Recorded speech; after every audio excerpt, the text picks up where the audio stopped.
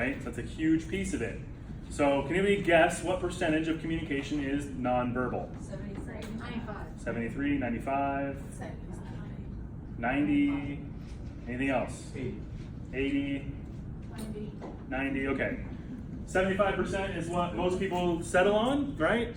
There's some that say it's 90%, some that say it's in 60%, 65% range, but the mean for nonverbal communication usually rests around 75%.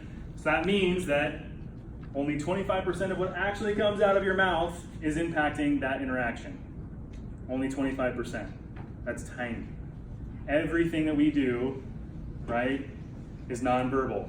How we move, how we communicate, how we stand, how we dress, all makes a difference on how you receive what I say, right? So the handshake. The handshake. We are in business, right? So this is a business setting. We're not friends. You work with each other, so you have to understand the handshake, right? And a handshake can be done in a myriad of different ways, but there's a few things to keep in mind with a handshake. And you'll see this kind of as a pattern as we go through this, but if I'm to shake your hand, notice how I open my hand up, somebody I've never met before, and I'm shaking a hand, right? I have my hand open, I'm willing to receive this person's hand. But for example, let's say you're somebody I know or somebody that would work under me. That's a dominating handshake, right? It comes across aggressive, even just in its posture, right? Also too, let's say for example, I'm trying to meet somebody with mutual respect and I give them a limp hand, right? Right, exactly. Your initial response is exactly what I'm talking about. So a handshake is actually incredibly important with everything that's going to follow it. Incredibly important. So it's really important that you actually focus on what kind of handshake you're delivering.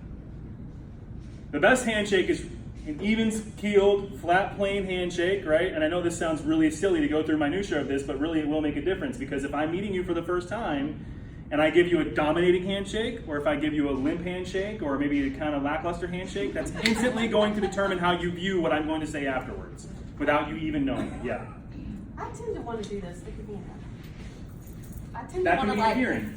Right. It can Is be that endearing bad? or it can be controlling. Oh, well, It can be either or, right? So for example, you notice a lot of presidents, when they shake hands, they'll come in, they'll shake a hand, and they'll go like this, or they'll go like this. So that's kind of their way to say I'm in control, right?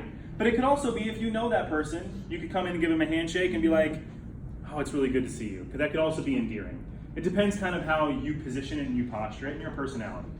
But usually the one thing I would avoid in terms of if you're trying to be endearing is don't grab an elbow.